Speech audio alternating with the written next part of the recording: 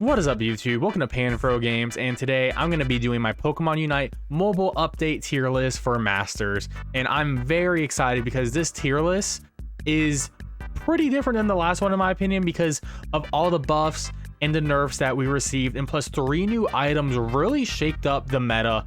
And the meta is really interesting. It's definitely a burst heavy meta, so we'll be diving into our list. But if you're new to the channel, please subscribe. I really appreciate it. So I'm going to be starting off this tier list with, well, we're going to be doing this in order of the Pokemon from left to right. And this, I'm going to start off very spicy, dude. Venusaur's S tier. If you've been on the channel in the past, you know, you would have seen me dumpster this Pokemon so many times. And now I will honestly say this, I'll proudly proclaim I'm a Venusaur main. It's over. The buffs to Giga Drain and Petal Dance have made this monster into a complete beast. This Pokemon is crazy. The amount of sustain he has because of Giga Drain and Petal Dance damage, he is a champion that can pentakill. Venusaur is now a pentakill champion. And it really helps that the added an item like Choice Specs as well that really makes Giga Drain's first hit extra chonky. It does a lot of damage. And this Pokemon just overall runs bulky items, but you can run either Muscle Band or Choice Specs for your last item.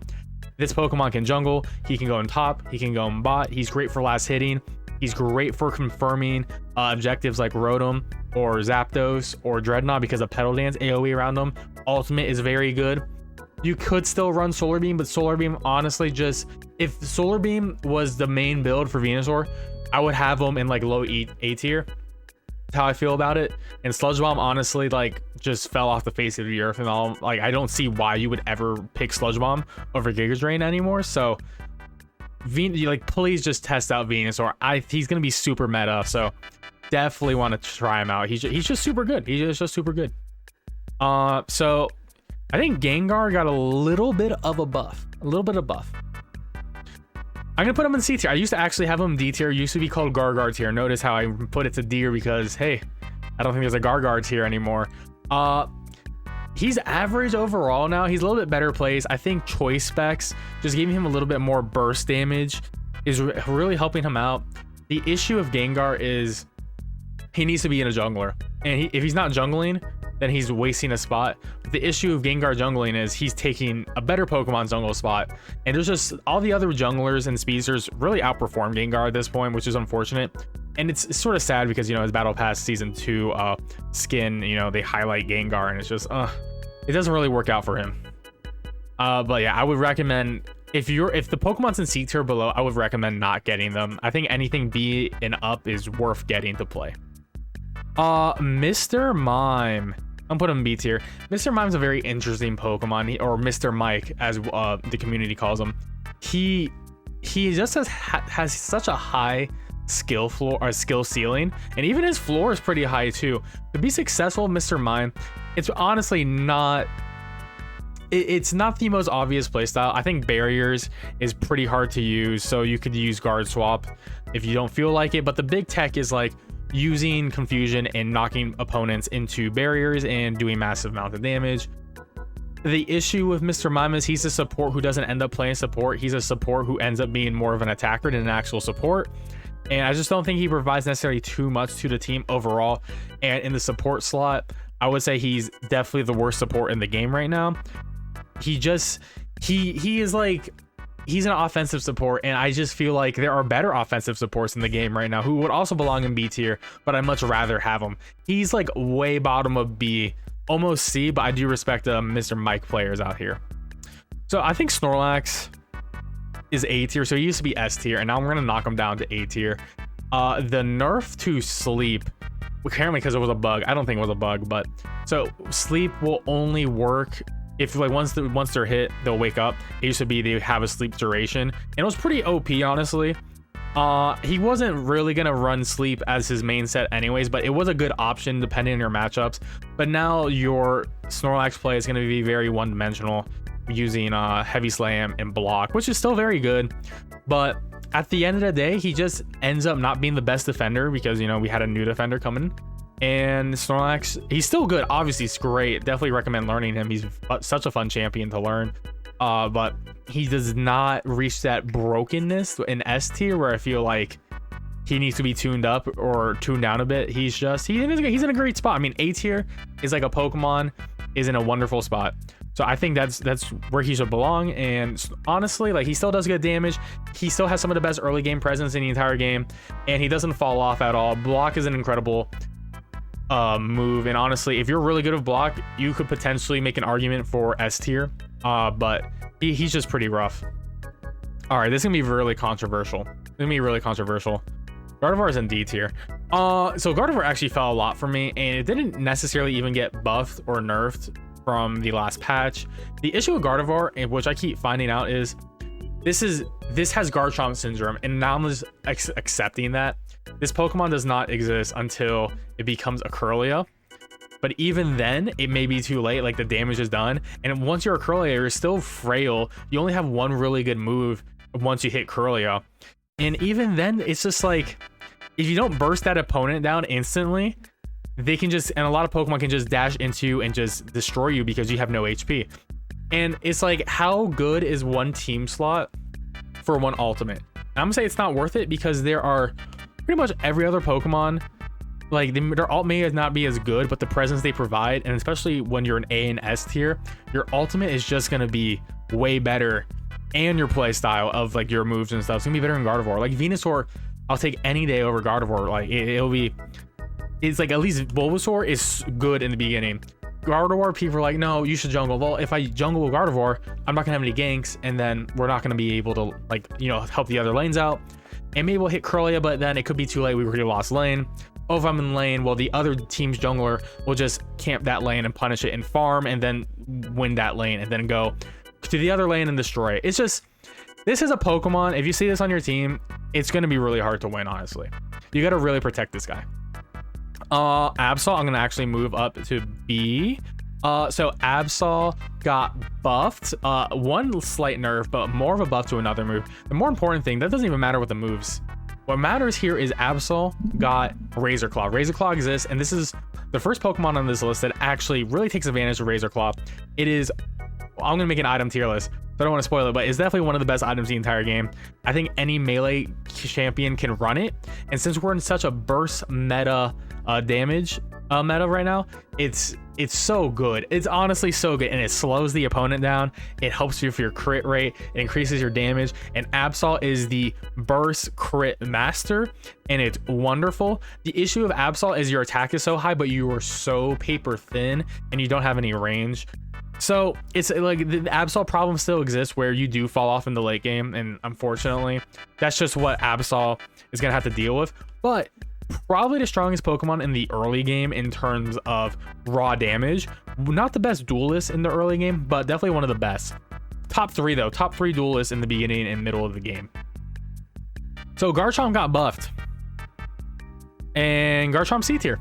He's not D tier, so the Gargar tier actually moved up to C tier to average. So yeah, Garchomp got more defensive stats. They wasn't the most crazy buff to defensive stats, but it made it feel more fair. And the good thing about what ended up with Gible versus Ralts, where compare, you know, C and D tier, is at least Garchomp isn't dying immediately until, you know, you hit like Gible and Gabite. Like, they're not blowing up immediately. Ralts and Curlia just get nuked, and it's very unfortunate. But like, now, like, the Garchomp line can take some hits, actually deal some damage. I'm not gonna be camping that lane. Like, I'll definitely focus the lane if I had an option, but if it was between Garchomp and Ralts, the easier kill is gonna be on Ralts any day of the week. So unfortunately, Gardevoir, you're just way from weaker than Garchomp, and Garchomp at level 10 is still a beast, does a lot of damage.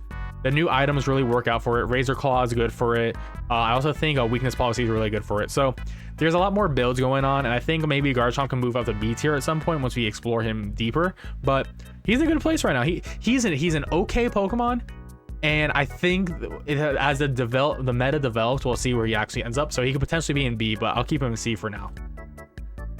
So the best Pokemon in the game right now is Lucario. Lucario is insane. So they nerfed Power Up Punch, and then Extreme Speed was also still godlike move, so whatever. They also doubled the damage of Close Combat. So now you have an option between Close Combat and Boomerang for your other move, and they're both really good. I think Boomerang is actually the better move at the end of the day, but I've personally been liking Close Combat a lot, just for there's scenarios where Close Combat can just win team fights for you. But Bonering's probably better, especially with jungle. The big thing about Lucario, as I mentioned with Absol, was, oh, now we got Razor Claw, and Razor Claw is an incredible item and fits Lucario's playstyle amazingly well. I mean, score shield, attack weight, and Razor Claw, perfect build for this Pokemon, straight up.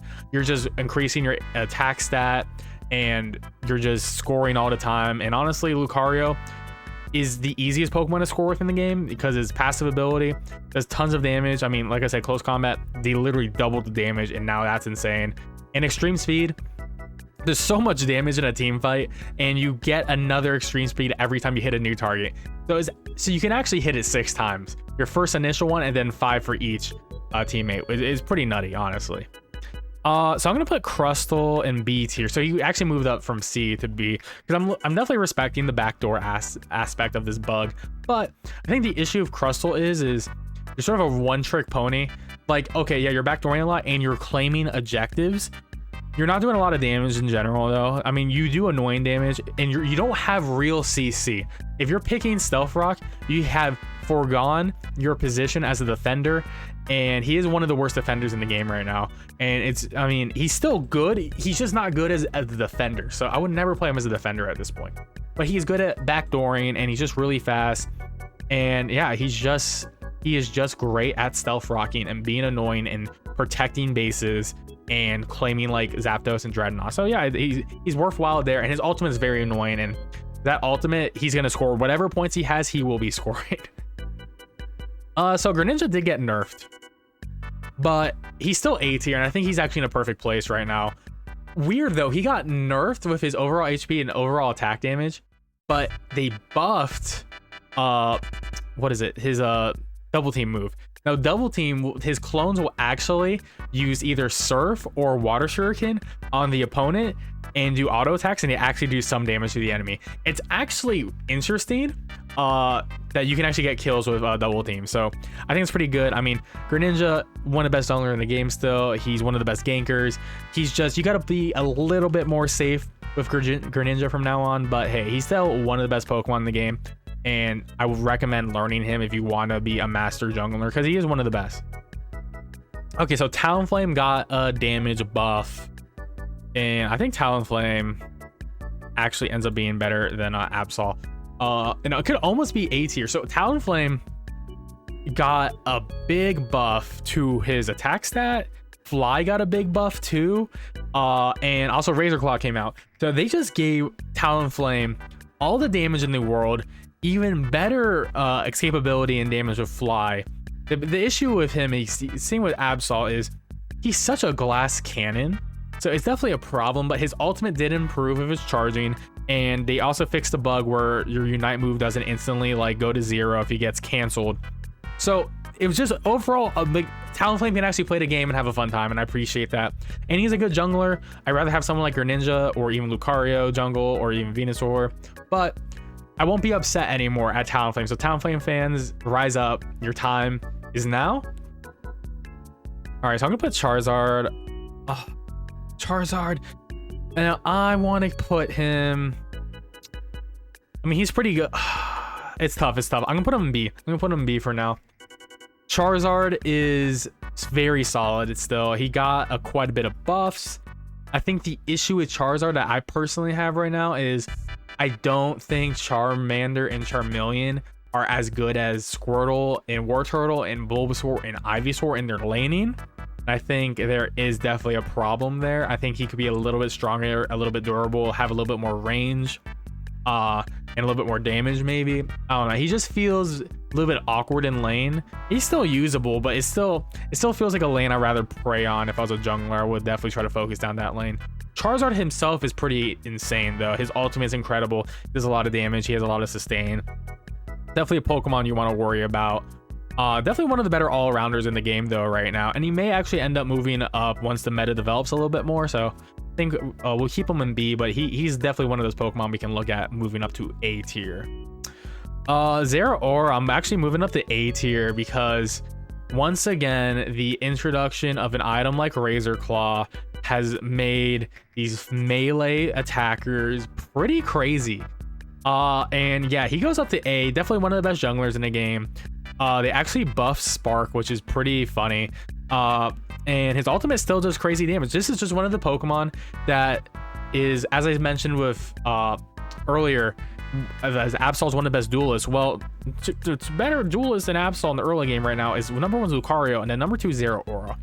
And Zeraora is a terrifying Pokemon. This charge is a crazy scary move at level 8. This at level 8, this Pokemon can just destroy you.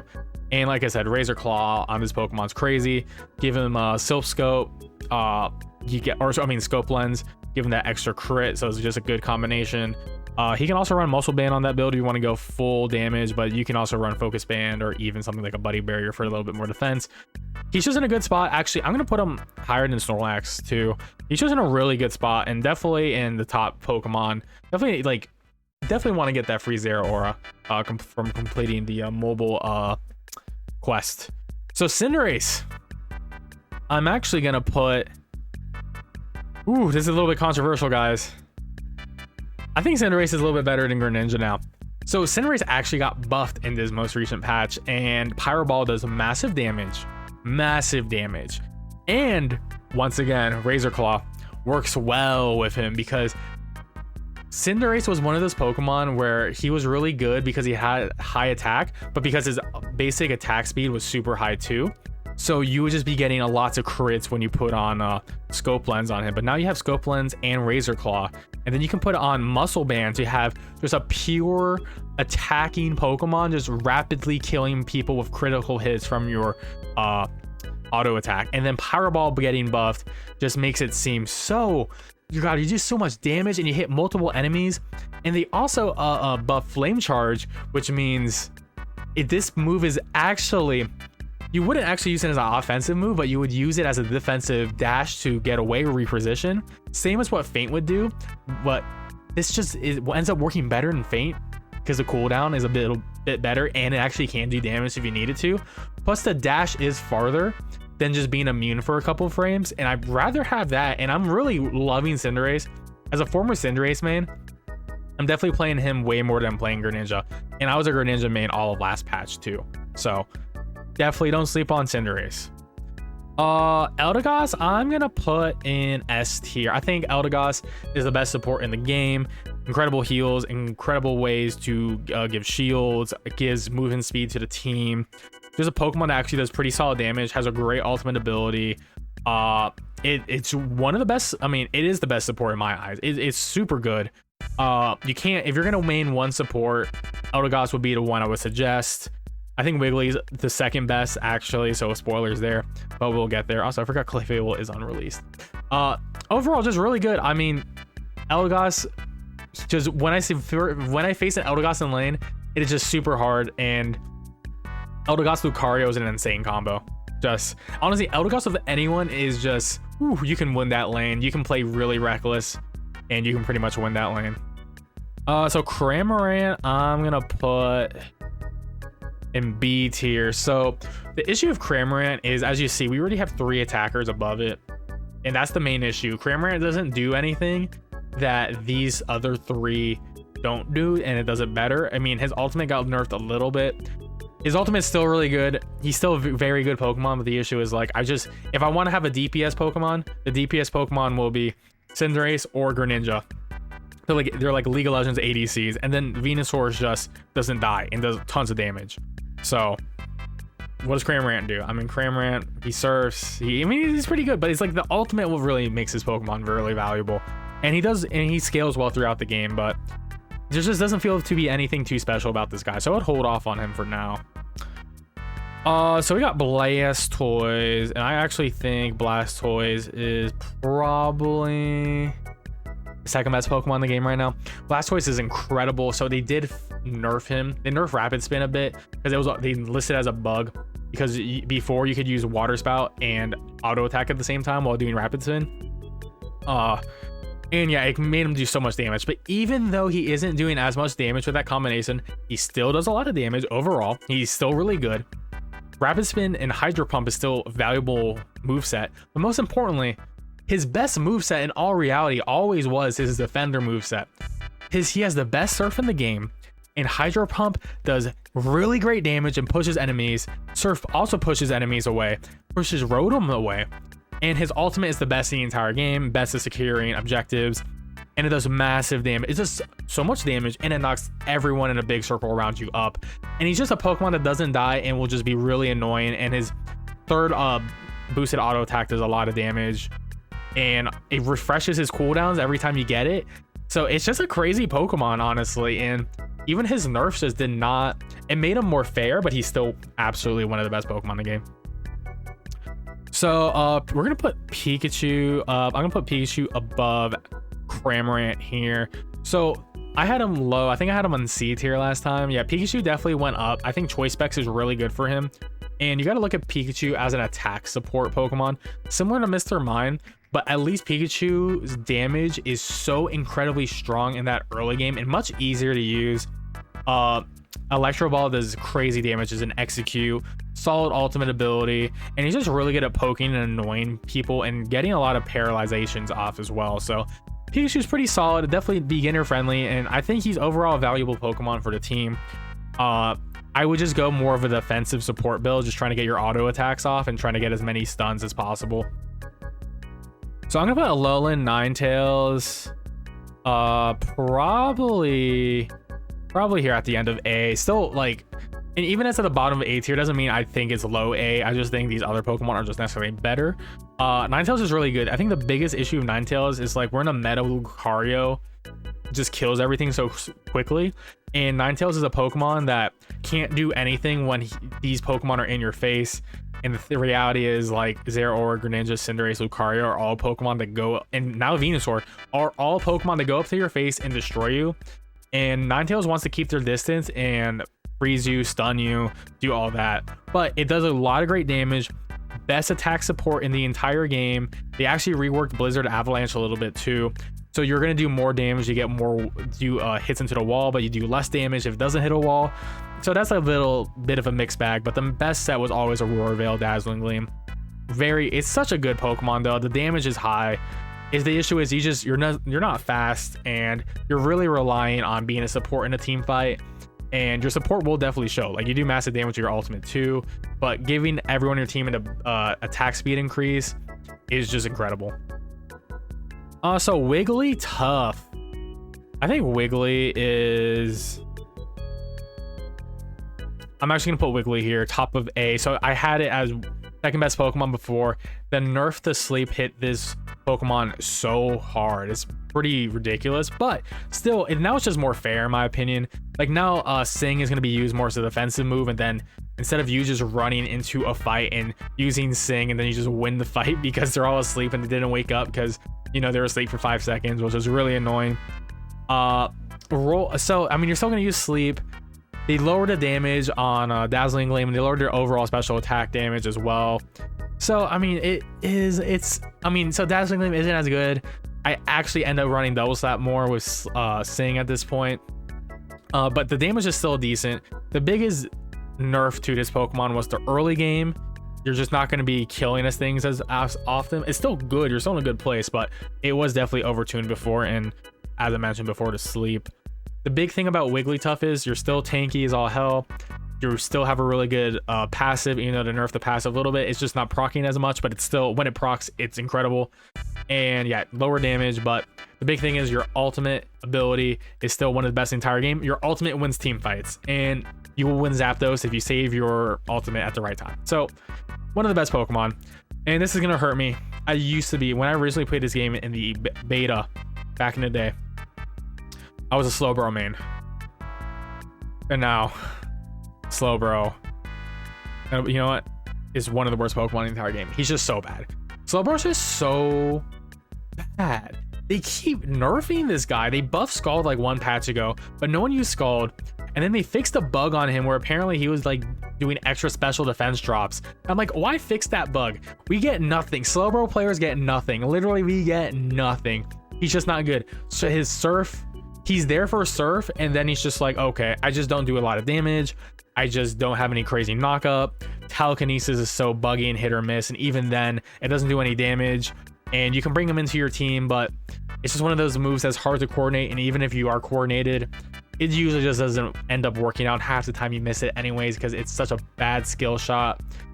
I just wish the game would love Slowbro. They gave him some skins, which is cool, but they need to love this Pokemon more.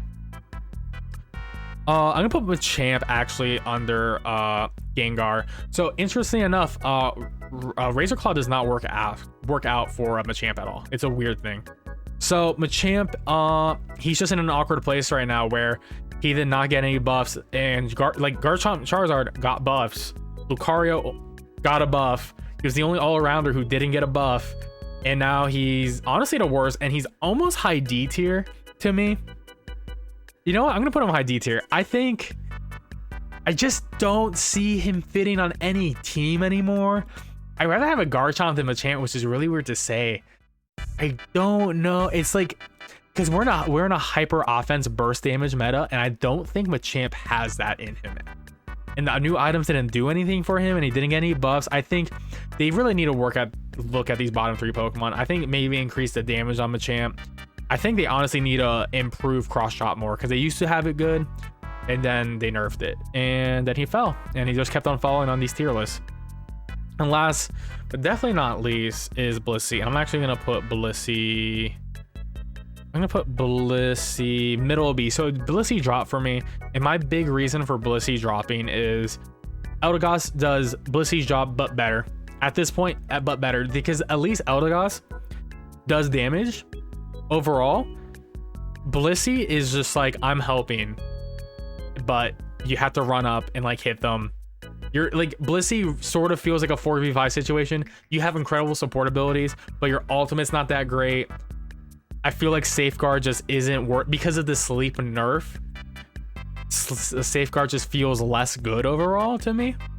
And Eldegoss just, it's just a better Pokemon overall. I mean, you're a bit faster. Like, yeah, Blissey has more HP, but the point, but what can Blissey do if you get caught? You know, I can just ultimate, which requires a teammate to be remotely useful, right? It just doesn't feel good overall, Blissey, but I still think Blissey is really good, especially in comp play. But solos, I would not run this Pokemon in solos, straight up.